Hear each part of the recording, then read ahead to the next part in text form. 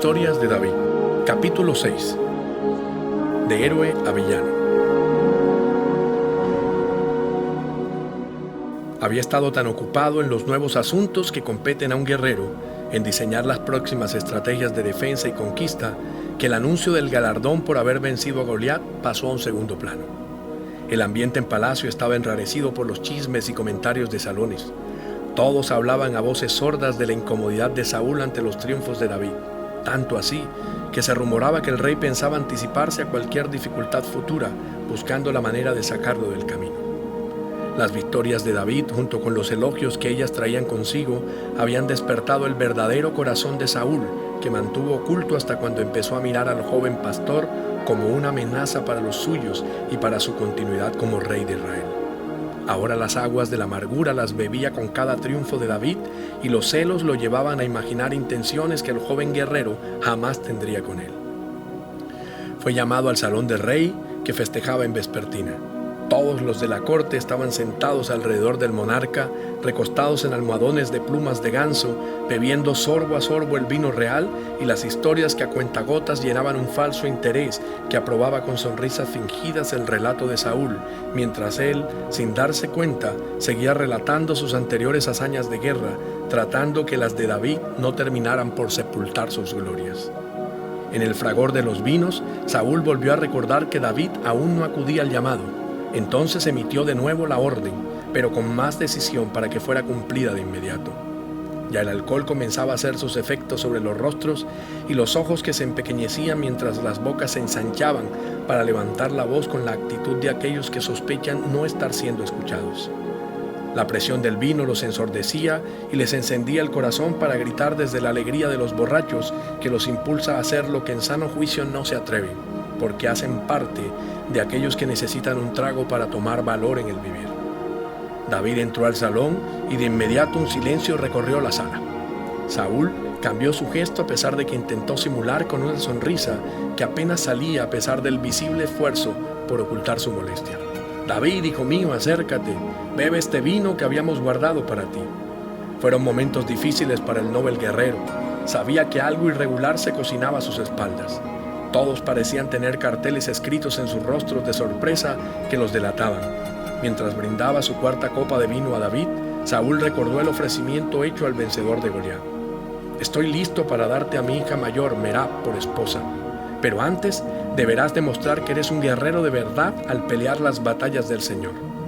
Había derrotado a Goliat y venía de librar 3 batallas en las que había vencido, pero al corazón celoso de Saúl le parecía insuficiente. «¿Todavía debo probar más mi lealtad hacia ti, rey?», pensaba David. La enorme recompensa de la que le habían hablado no tenía otra condición distinta a la de acabar con el gigante, pero ahora las reglas habían cambiado, o tal vez la motivación del corazón. Lo que no se atrevía a hacer con sus propias fuerzas, trataba de conseguirlo enviando a David a la guerra para que fuera muerto en manos de sus enemigos, pero contrario a su deseo, David regresaba ileso y con el triunfo en las manos para Saúl, porque el Señor estaba con él. David sentía en sus huesos el frío del rencor que emanaba de Saúl, esa ira atizada por los celos. Regresaba después de algunas semanas de estar en el campo de batalla, cuando supo que el rey había dado su hija en matrimonio a otro hombre. Pero ¿quién era él para reclamarle a Saúl? Era consciente de que no tenía linaje, que su familia no era nadie, pero no por eso dejaba de lamentarse por el engaño de un hombre a quien había decidido serle fiel. Entró a su habitación y de la profundidad de su ser salió un clamor al compás del arpa que tanto lo aliviaba. «Señor, a ti dirijo mi oración, mi Dios, en ti confío. No dejes que me hunda en la vergüenza, que no se rían de mí mis enemigos, que no sea jamás avergonzado ninguno de los que confían en ti, que sean puestos en vergüenza los que sin motivo se rebelan contra mí. Señor, muéstrame tus caminos, guíame por tus senderos, guíame, encamíname en tu verdad, pues tú eres mi Dios y Salvador, en ti confío a todas horas». Entre más trampas se tejían para que David cayera, más respaldo de Dios encontraba y con ello su fama y prestigio aumentaban, porque el Señor lo honraba en todas sus cosas.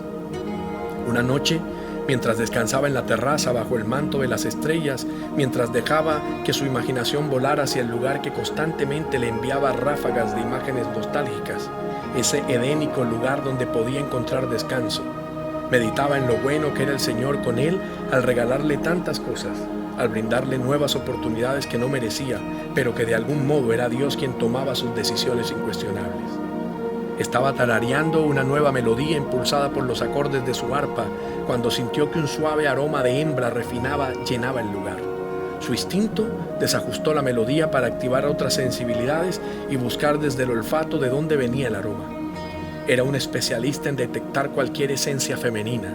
Se sentía atraído por el olor que invadía el lugar y lo llevaba a pensar y dibujar en la mente a esas mujeres que sin verlas sabía que sufrían de la más cruel y crónica hermosura sobre la tierra. Siguió olfateando tras una pista direccionada por el amor y a medida que se acercaba, su corazón palpitaba por la afanosa curiosidad.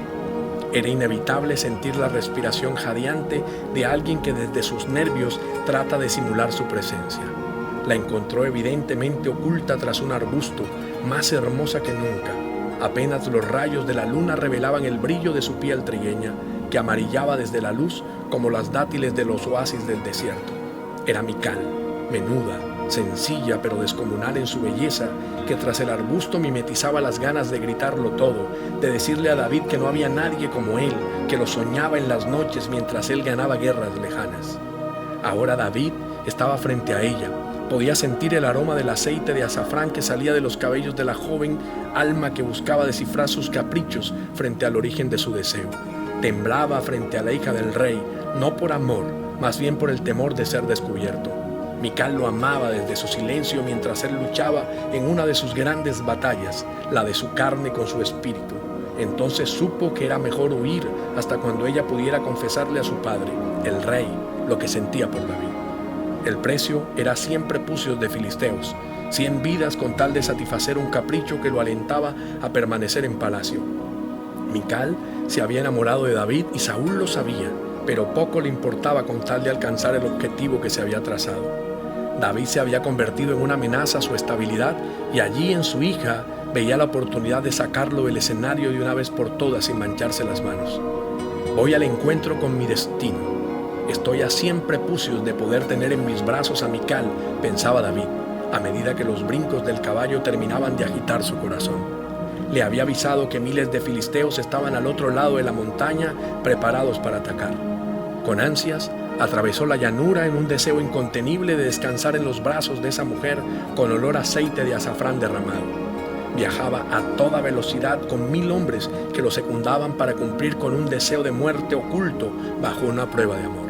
Un signo trágico que el rey Saúl había marcado, pero ya Dios había lanzado los dados con las indicaciones de cómo debían caer.